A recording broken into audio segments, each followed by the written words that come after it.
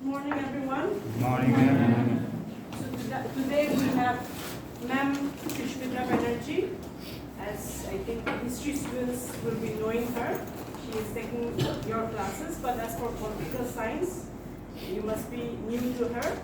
She is from the Department of History, assistant professor, Holy Cross College, and she was a gold medalist in the Department of History from Tripura University, and right now she is a research scholar in the same department from Tripura University.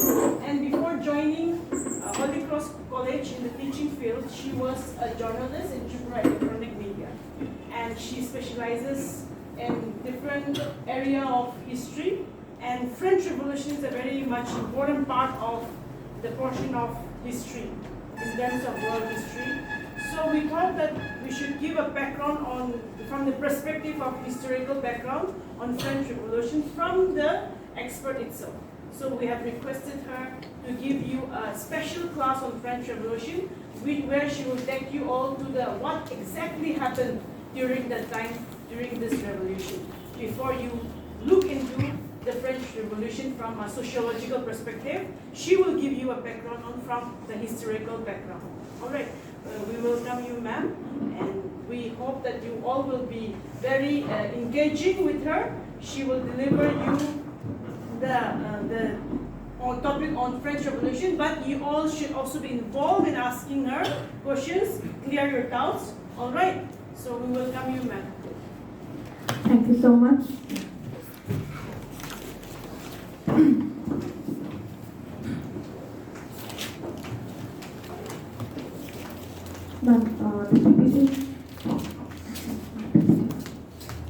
Good morning, everyone. Good morning, ma'am. Okay, so this is not just a simple lecture. We will interact, okay? All of us, we will interact and we will understand what is the French Revolution that started in 1789 and went until 1815. And again, it was not finished in 1815. 1815 was just the first phase of French Revolution. After that, again in 1848, again one French Revolution began, which was again associated with the economic background. But that's not important for you now. So this is actually the most important part of the French Revolution, which started in 1789. Now there are two words, French and Revolution.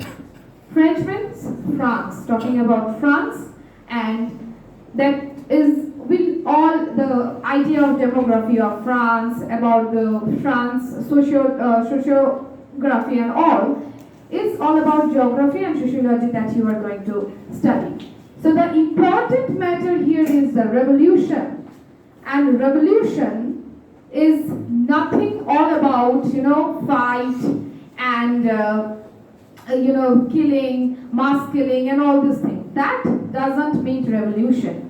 Can anyone tell me what revolution is? To change. Very good. Anything? Any more elaboration on revolution? What is revolution? What to change? What kind of change? It's not a dress change, right? A mass change among the society. Very good. A mass change among the society. That means to deconstruct and to reconstruct the already prevailing status or already prevailing society of any country. Revolution is basically, it is not like a very random idea that one day we are sitting and talking, let's do a revolution. It can't happen like that.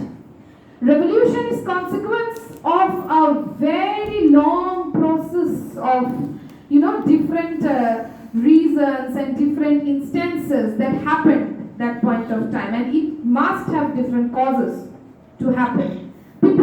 This is revolution also called as agitation sometimes. That means people got agitated and they then started doing revolution. Revolution is different kinds. Some revolutions start to like to change the whole scenario of the country, like French Revolution, Russian Revolution, etc. Some revolutions, like Marxists said, come to change the society, like the revolution against the capitalist class, revolution of the proletariat, etc. So all these revolutions have one objective, that is to change the society, to change the prevailing norms which must not applicable or beneficial for the people who are in the lower background of the society. Because always remember, capitalists are the most beneficial into the society. Always the bearer of the burden are the working class, the proletariats, or maybe the students, or maybe the middle class. And to let those movements, those revolution, those working class people, always students come forward or middle class come forward. Why I am talking about students? Because for revolution you need to read, you need to study. Revolution does not come out from any random ideas. If revolution comes out from any random idea, that revolution would not ever be success. You have to read, you have to understand the societal norms, what is important for the society. If the prevailing societal structure is important, beneficial or not, you have to understand that, and then you can lead any kind of revolution. Even you can understand the importance of revolution, that okay, now we need a revolution to change the society. Like for the French Revolution, books of Montesquieu, Jean-Jacques Rousseau, I think you have heard their name, philosophers. Their books worked a lot. Montesquieu first, in his book,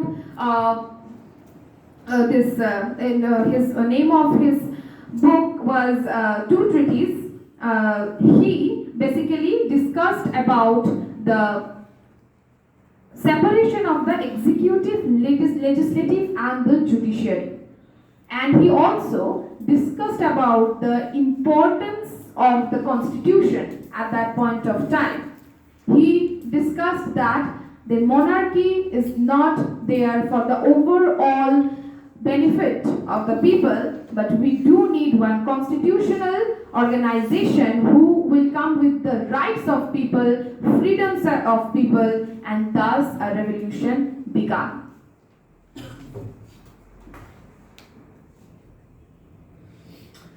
There are several causes of French Revolution. Let us start with that. First, it said that unfair class system by the monarchy, and peasants were taxed most and least able to pay. So in 1774, when Louis XIV ascended the throne, he found out that the society of France was in a very tumultuous position, and it was doomed in different kinds of debt, and it has actually, France helped many countries like America and other countries into their independence war. After that, France doomed into the poverty. The name of their currency was livre at that point of time, and that was basically was of no use because of taxes, and sometimes currency got of no use, like they do not have their own value, like the Russian currency and others. One time they did not have any kind of value. So livre at that point of time did not have any value, and it was least even into the monarchical control also. Now what happened? Louis XVI, he started to tax, like he started a vigorous taxation on people. He imposed different kinds of taxes, but those taxes were not on the classes of nobility, was not on the classes of clergy, but only on the peasants, who are the most were the poorer section, or maybe the most downtrodden, underprivileged section of the world, of this France. Now, while talking about the section and about the classes of France, we must understand that at that point of time, in 18th century France was divided into three classes. First class was of clergy class. What is a clergy class? Can anyone tell me? Fathers. Exactly. Then second class was was about the noblemen. Noblemen are the Kings. not kings, they are like feudalists, they are like zamindars. King was in the top. Under king, these three classes were there. Nobles are never king, they are the officials of the king. Always remember. They are officials, they are the statesmen, they are like zamindars. In India, we know them as zamindar. During Mughal period, we used to know them as jagidars. And here they were like the feudalist class, noblemen. Third section was the Peasants. middle class, peasants, all the downtrodden people at that point of time into the society. So there were two kinds of taxes. One taxes was tille, T-I-L-L-E, which was to give to the king. Another one was titre, that had to be given to the church. Church tax was much more than the societal tax they used to give. That means all the taxes, two kinds of taxes, were imposed on only the third section of third class of the people. Okay, that means on the peasants, not only the peasants, the artisans, all those, the craftsmen, all those people who were like the downtrodden section of the society. Very surprisingly, noblemen did not have to pay a single amount of tax, which is very surprising. But not again surprising to us, because in India we can see same thing is happening. The middle class is paying the tax, but not the people who are known as capitalists, of course, who are the financially stable classes, that 1% people who are actually controlling the 99% of the finance of the country. So all this thing was going on in this world since beginning. However, now what happened?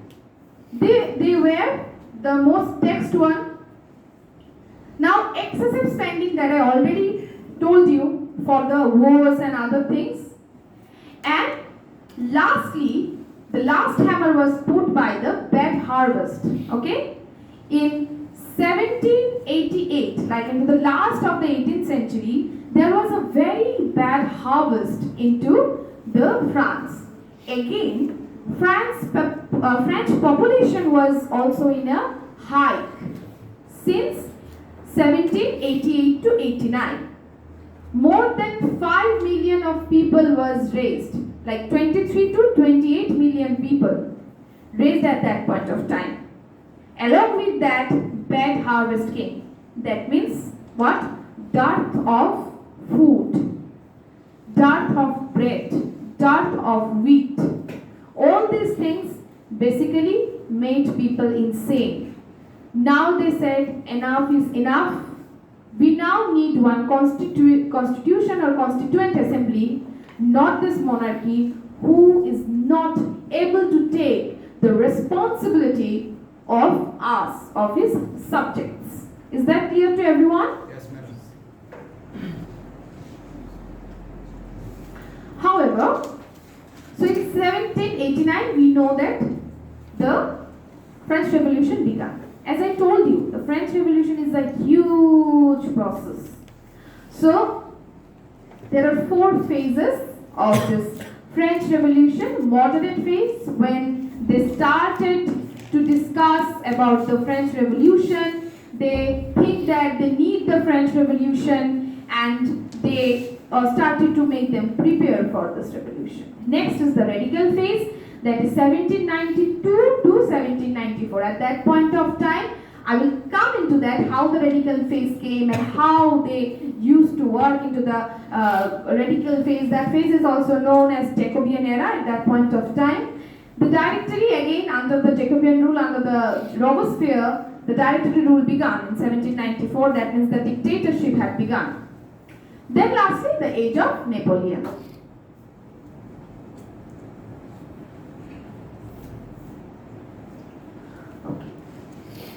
So the moderate phase, basically in 1789 during the spring, when all the massacres had already happened, all the reason, all the causes had done, like the bad harvest, the taxation, etc., etc., etc. All this mismanagement had done.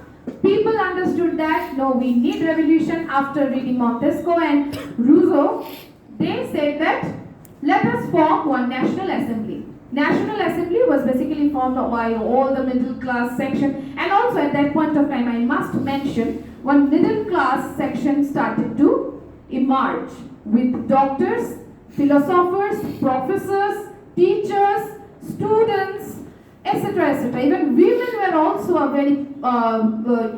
very part and parcel of that, a strong part of those all the parties or all the organizations that were forming at that point of time to make people aware about the underprivileges they are facing.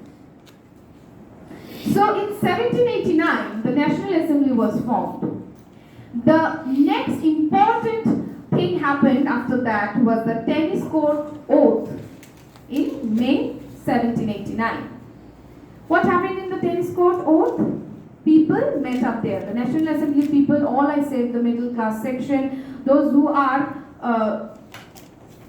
studied about revolution.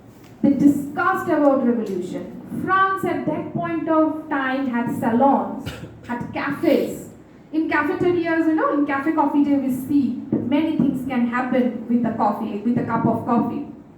So France had a French revolution on the cup of coffee. They did not just discuss, but they practically had done this revolution. So, as all those people, they met into the tennis court and they had taken some oaths. You know what is oath, right? Yes. They had taken some promises that we will do this. Why during a French Revolution? We have to do all these things. They said that we need a new constitution, which will be written one, which would be a written constitution, and also said that there should be some declaration for the rights of men, like freedom of speech, freedom of whatever the freedoms we have right now, the freedom of speech, the freedom of going somewhere, freedom of education, freedom of earning, all these things, they must be there. And the greatest slogan of all the revolutions we had into our world, that means liberty, equality, and fraternity. Where is this also taken? Have you seen in our constitutional preamble? We also have liberty, equality, and fraternity. So from where we have taken it? From the French Revolution. And always remember, this French Revolution is the mother of every revolution that happened in the world.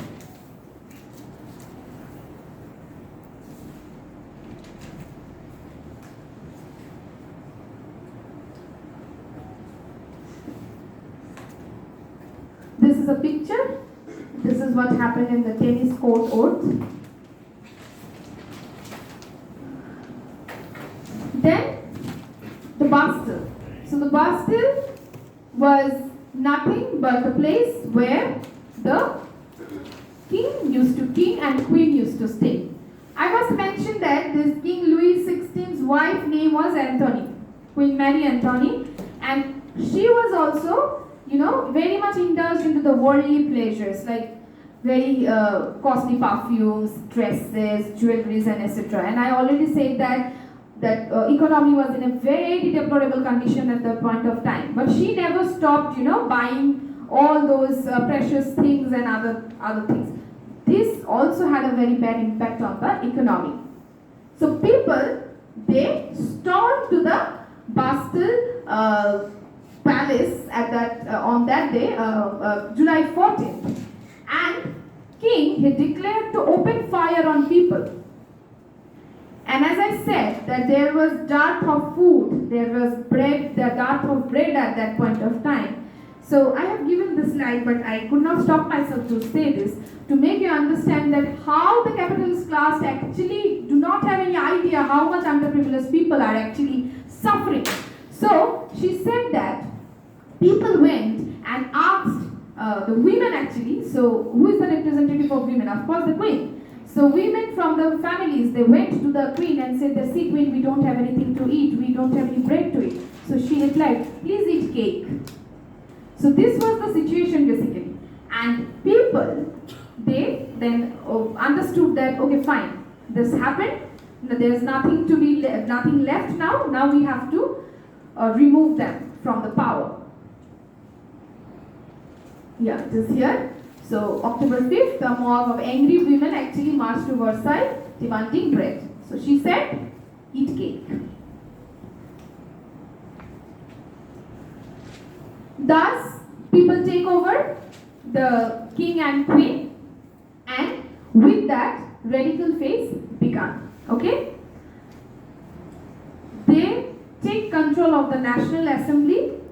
That means that National Assembly that was formed before storming the Bastille Church. So say they become the controller of that National Assembly. And at that point of time, they set one organization that is also named as National Convention. So the term convention also related to French Revolution. So French Revolution actually gifted people a bouquet of words, bouquet of organizational words, and also given different ideas of the revolution. People understand what revolution is from the French Revolution. However, National Assembly and National Convention, they said that this is now the end of the monarchy. Now we are going to start one organized constitutional way of government. However, as a result of removing of monarchy and also as a result of setting up a radical organization, 4,000 streets in Paris, also named as the Revolutionaries. It happened.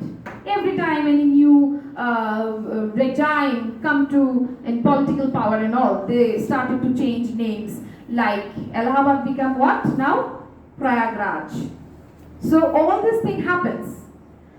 So this is actually the process. It's coming from very beginning.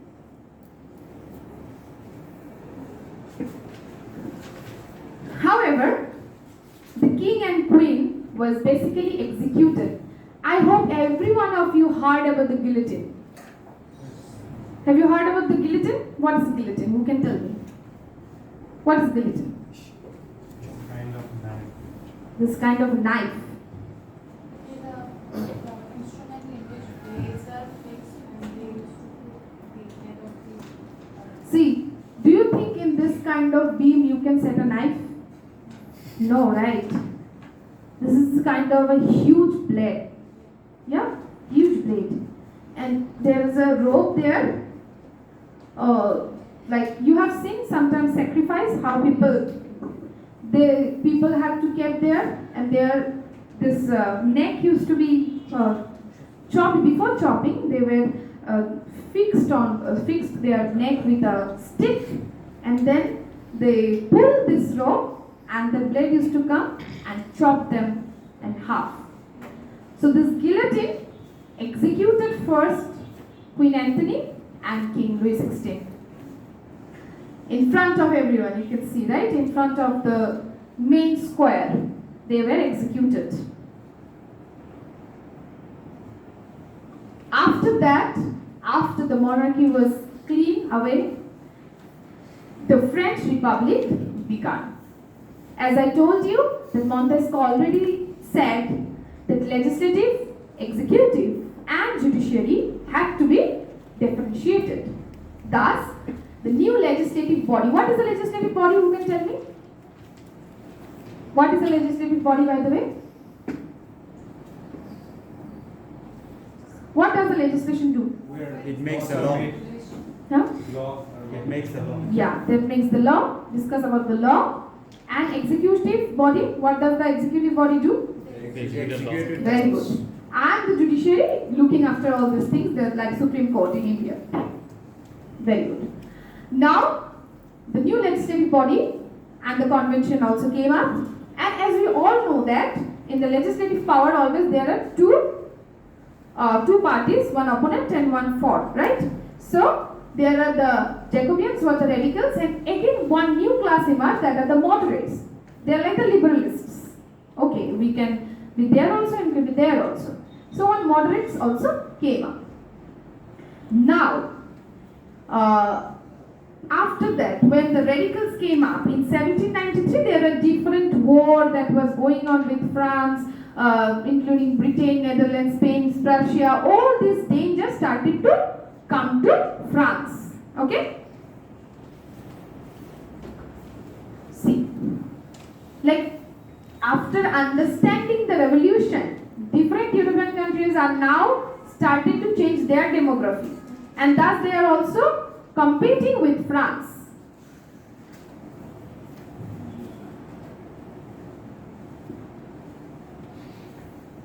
Fine. However, France was basically challenged by different European nations from outside. But there was another important threat that emerged inside the country, that was the reign of terror, which was done by this man. His name was Robespierre. What he started to do? He became a dictator.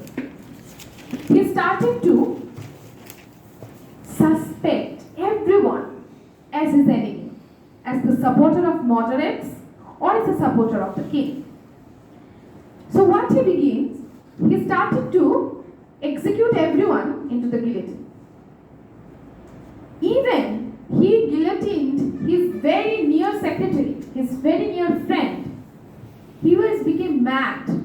He became suspicious to everyone. If anyone, he could spot them and he put them into the guillotine to kill. He became mad, lunatic of blood.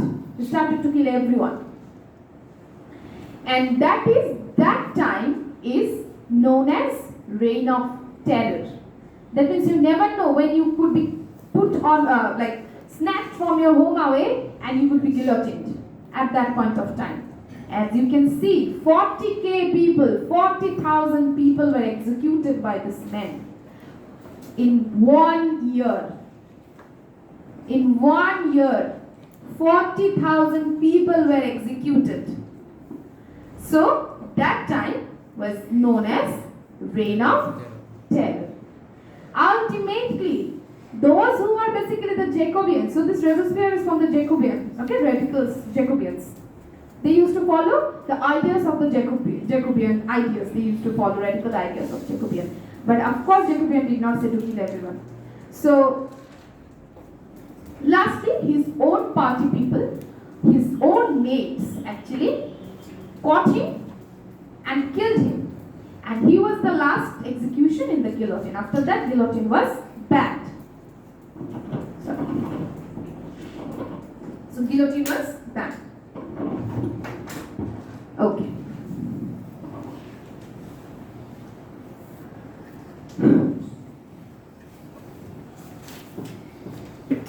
Now the phase 3, the directive. It is 1795 to 1799, and this phase also given rise to Napoleon Bonaparte. Have you heard about Napoleon Bonaparte? Yes, ma'am. Okay. Napoleon Bonaparte is a very, who is he? Who was Napoleon Bonaparte? He was a Great dictator. No, he was not the great dictator. He was basically one French leader who tried to change the different. He also wanted to, work on the liberty, equality, and fraternity. He wanted to change the prevailing ideas of the society under radicals.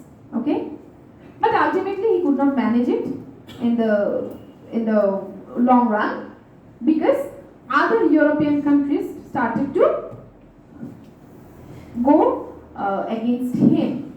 Now, the first phase, it is saying that the Constitution of 1795 was written at that point of time, and there different kind of rights were given to different people. The main right that was given to people was right to vote. Now there is a catch in the right to vote. Voting rights were only given to them who are the taxpayers. That means only to men who were above 21 years. They used to pay tax, and those who did not, even women, were totally totally barred from giving vote, and those men who were not giving taxes, they were barred from giving vote. And the members of the legislature, they are only the noble class, the property owners, who are the richer section of the society. They only came to the Constituent Assembly. So again, it happened that they will not understand what is the need of a working class. That's why I told you that again one pile of revolution started to happen in France for all these things, because the stretch of time you are having the richest section of the people into the the controlling the rights, rules and regulation of a society, rights and benefits always be snatched from the working class. Okay. Directory. What was the directory? Directory means these 5 people will decide what will happen and what will not happen into the society. 2-house legislature, and 2-house legislature means 2 houses would be there, like India, Lok Sabha and Rajya Sabha. There will be 2 legislatures and they will decide what to do. Okay? And as I said, these people, these 5 people, 5-man directory is 5 people, will be elected only by the male property owners, the richer section. Okay? As I already said, weak people or financially weak people, women. So when the National Assembly was setting up, so the king actually called in the first National Assembly, when the first one, king was a part of that National Assembly before the tennis court oath. So he called everyone to be there. There, who were there only? Only the male from the richer section and the noble, only the taxpayers and the noble section.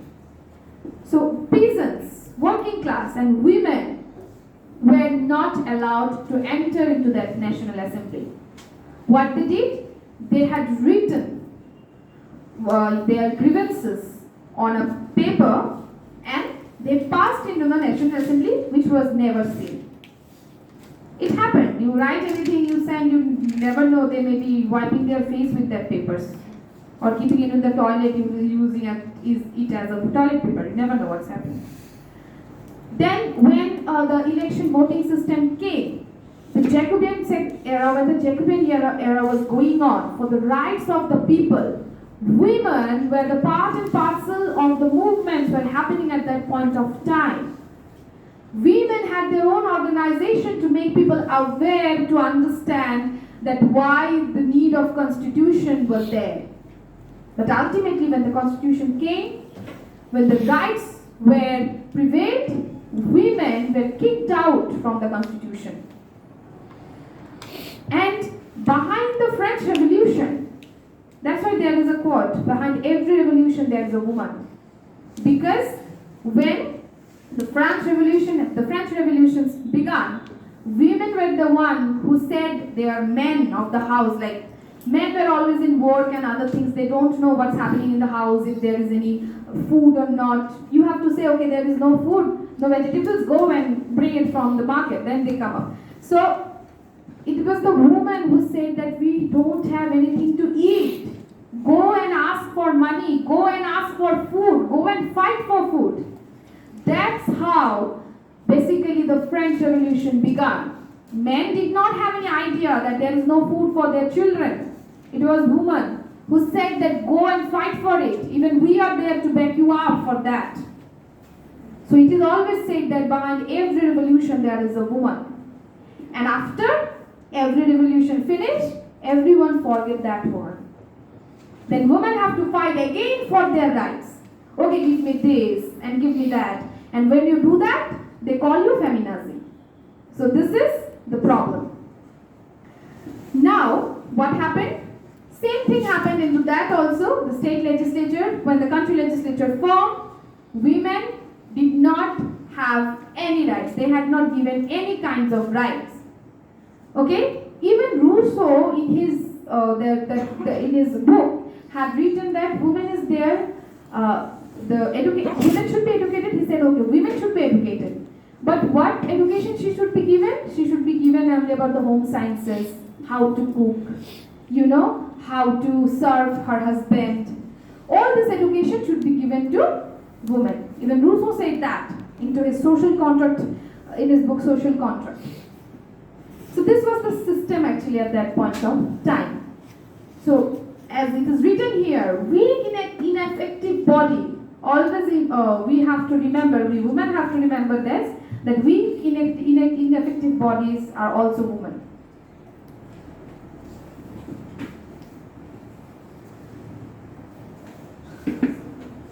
Okay. So this is our Council of Ancients. That means senior council was also formed. That old people also started to form one council, and that's two republic legislative system of senior should be there. Then there should be 250 members and all these things. This is just a basic ideas. Just look at this. It's okay.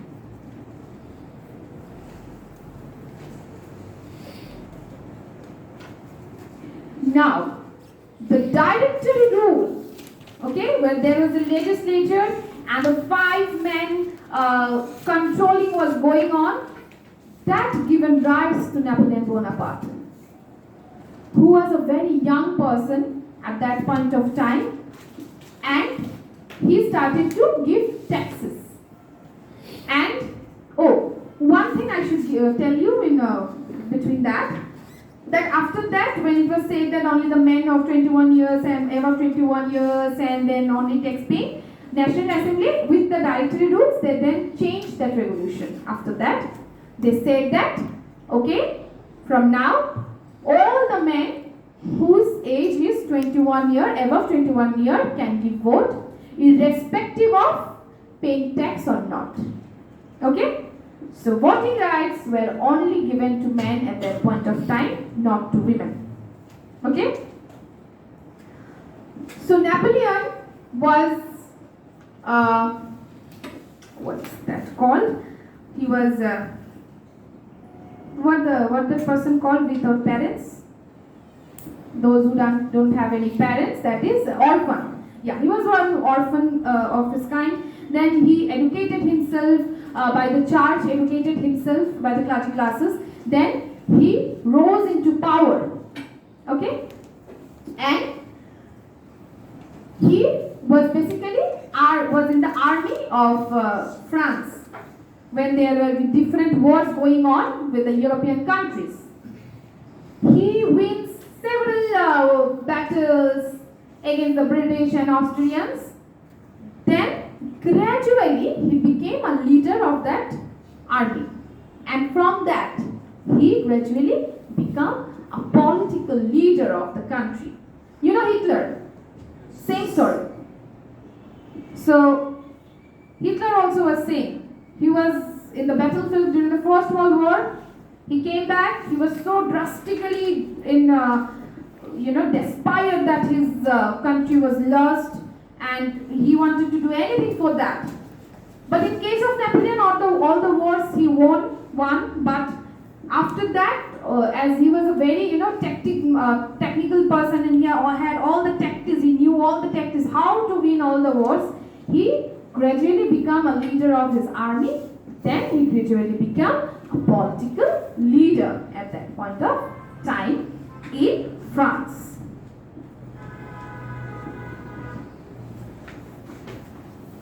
Napoleon then came to National Assembly by the directory.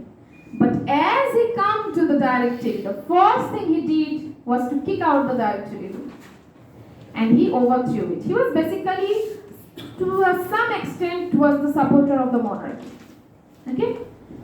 To some extent. Not in a whole. But to some extent, he was a supporter of the monarchical system. Okay. So the council, you can say, is actually council. In France, it's a consul. It's the council. Now he became the monarch. He started again the monarchical system, but with a little bit of changes. With liberty, fraternity, and equality rules. Now what he did? He set up a 3-man council where they are the idea givers to him. They used to give him ideas, or he used to discuss with them. You know what are the work of do you know what is the work of a council? Council of Ministers and other things. They used to discuss and before coming out with any kind of laws and any legislative execution of any laws and other things.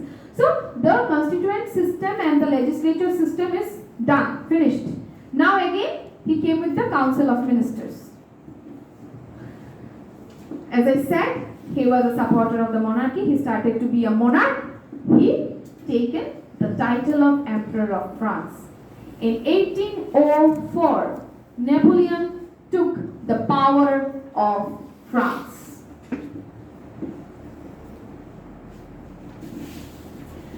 Napoleon had a elaborative foreign policy. Okay? He changes different systems, the taxation system, the property laws, the voting system. Basically, voting system was not there anymore. So, all the systems he had changed. One of the most important changes, or the most popular changes we have in Napoleon's life, history of his life, is the Napoleon's continental system, which was a taxation system which was basically made by Napoleon to protect the interior industry or the cottage industry or the inner industry of the France. Okay? He imposed a huge tax, a hefty amount of tax on the people of other countries or other European countries if they wanted to make France a market of their production. Got my point? Okay. So, like that, other European countries stopped making France their market. Okay? Because they were not ready to give this kind of hefty amount of money as a taxation. Clear? Guerrilla warfare system. Do you know what is? I don't think so. You know that what is a guerrilla warfare system. Guerrilla warfare system is a kind where you take, shade, you become sorry? Camouflage, yeah, very good. So you camouflage yourself like if you're on the tree, you camouflage yourself like that. If you are on a bush, you will camouflage like that. So in India, Chhatrapati Shivaji started this guerrilla warfare, but the first was done by this Napoleon Bonaparte. And then Shivaji Maharaj also in India, he started this while fighting with the Mughals in Maharashtra. So guerrilla warfare he began when he was fighting against Spain. So these are all some important objectives or important influence that he had into the into the history of France and its foreign policy.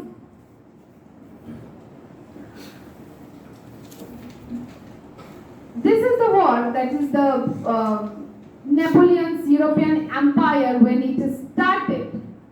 So the Battle of Trafalgar was the first defeat by him, by the Napoleon.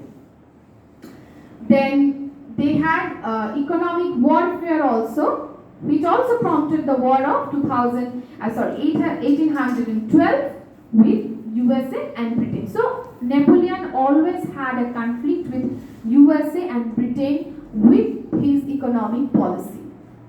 His economic policy was not accepted by any of the country. After this warfare, the Napoleonic continental system was there.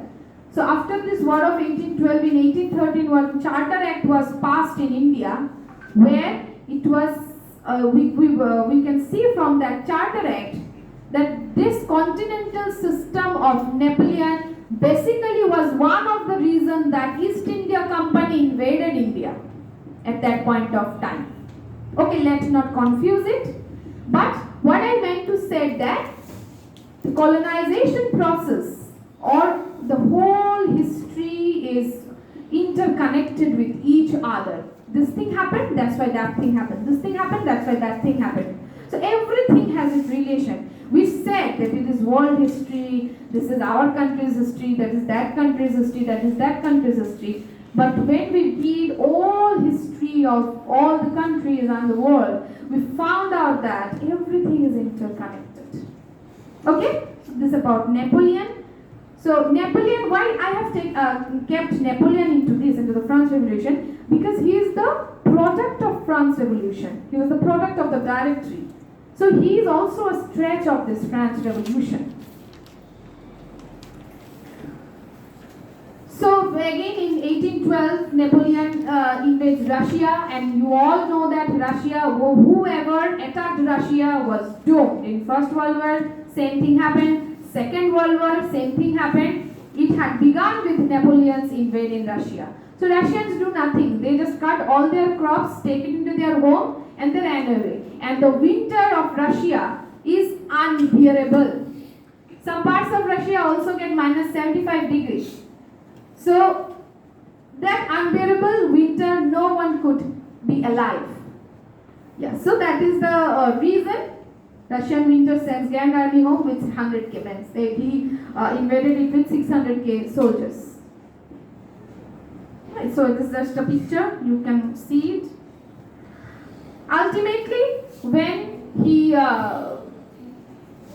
defeated the Battle of Nations, that means there was a huge alliance against Napoleon to stop Napoleon at that point of time. And all this reason laid into his economic system, always remember.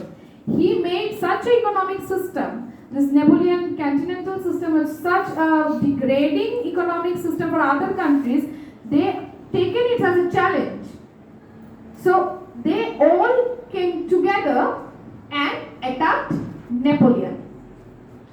Then Napoleon, it's obvious that all the countries against him, he could not do anything alone. So ultimately, he was lost, and Louis XVIII, who was the heir of Louis XVI, had taken over the power again into France. And Napoleon was sent to an island. And that island was island of Elba. Then Napoleon was there, and he was, I think he was in exile. He was alone. He was sick there, and ultimately, in the Battle of Waterloo in 1815, he was defeated in Belgium. Then again, he was abdicated and exiled to St. Helena, which was also St. Helena was a colonial island of British.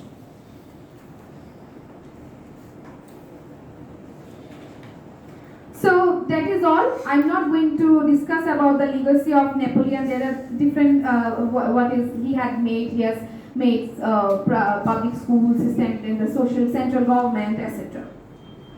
Yeah. Thank you, everyone. Thank you, ma'am.